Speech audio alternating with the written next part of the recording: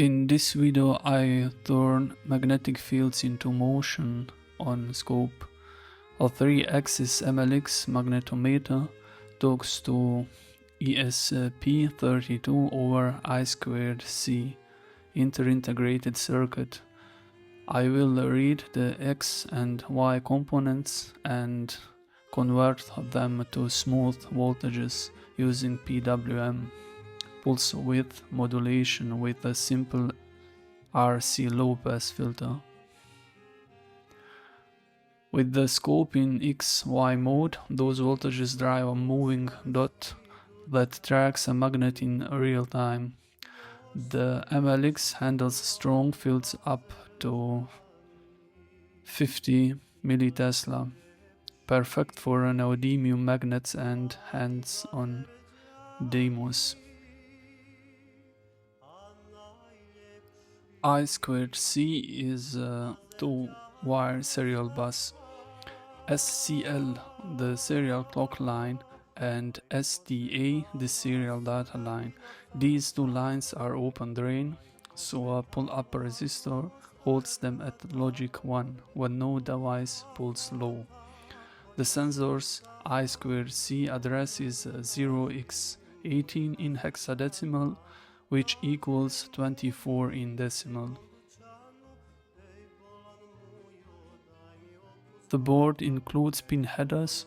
I set them for breadboard use, solder at about 370 degrees, feed a small amount of solder per pad, and check for clean joints without bridges. Then I place the sensor on one breadboard and ESP32 on another one.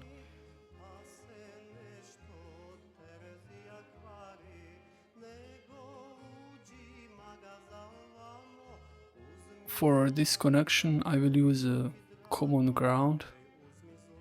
Connect the ESP32's 3V3 to the sensor's 3VO and use two GPIOs for I2C. GPIO5 to serial data line and GPI4 to serial clock line.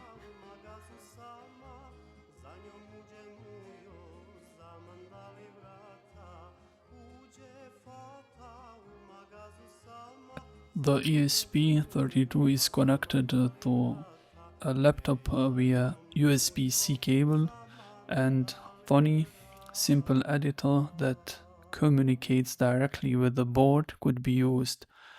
If needed, MicroPython firmware, a lightweight operating system that enables Python on the microcontroller, can be installed from within 𝐏𝐿. Two files are saved to the board: MLX PI, the sensor driver library, a reusable module that handles communication with the MLX, and main PI, the script. That's the program that runs and prints the X, Y, and Z readings. With the files on the board, I press run in 𝐏𝐿 to execute main.py. The program initializes the I2C bus, creates the MLX sensor object, and continuously prints X, Y, Z row counts in the shell. Seeing the repeating triplets confirms that power, ground, and I2C link are working. Since the MLX sensor is now returning stable readings, we move on to the RC low pass stage that turns PWM into clean DC for the scope's XY display.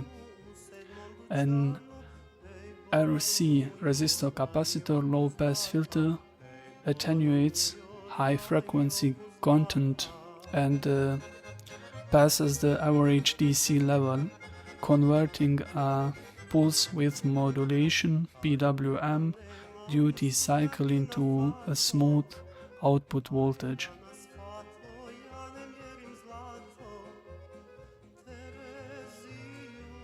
I have verified the parts on RLC meter, 2.1 microfarad capacitor and 1 kilo ohm resistor for the X path.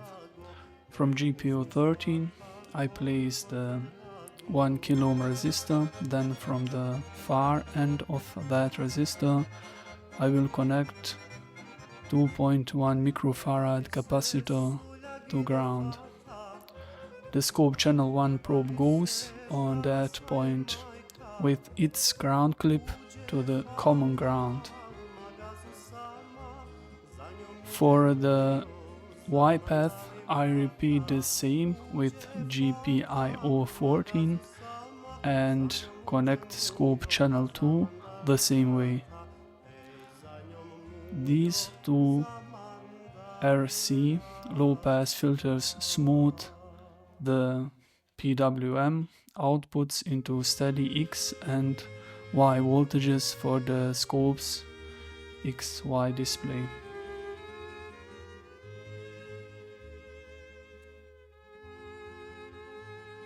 For the RC low pass I want 20 kHz PWM strongly filtered while keeping a quick response. The key formula is the cutoff frequency Fc equals 1/2πRC. I target about 75 Hz. With R of 1 kilo ohm that gives C of roughly 2.1 microfarads. Time constant tau is R times C, about 2.1 milliseconds, so the output settles in roughly 4 tau, that's around 8 milliseconds. At 20 kHz the ripple is heavily attenuated, so the scope sees a clean DC level. If I want smoother motion I will increase C. If I want faster response, I will decrease C. Then again reconnecting the ESP32 to the laptop with the USB-C cable and power it up in Sony. I attach the scope probes to the RC nodes, channel 1 on the X node after the 1 kilo ohm from GPIO 13, channel 2 on the Y node after 1 kilo ohm from GPIO 14, and both ground clips to the common ground.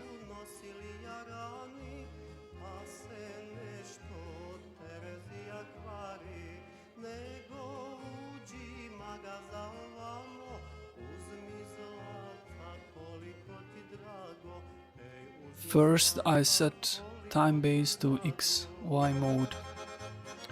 Then on channel 1 I select DC coupling and set 0.5 volts per division and set the vertical offset to minus 1.66 volts to center the meter rail. Next I configure channel 2 the same way, DC coupling 500 millivolts per division and offset minus 9660 millivolt. After that I verify probe attenuation, both probes at times 10 and the scope channels set to times 10. Then I press run in Sony to start main.py and I bring magnet above the MLX sensor. As I move the magnet, the dot on the scope's XY display moves accordingly. This XY magnet visualizer is a practical lab tool. Use it to demonstrate magnetic fields, verify magnet polarity, align Hall sensors or magnetic encoders check shielding, confirm call polarity, and tune Helmholtz coils. In prototyping and robotics, it speeds sensor placement, read whole range tests, and quick debugging when a moving dot is clearer than numbers. It shows direction and relative strength, calibrate to a known field if you need millitesla.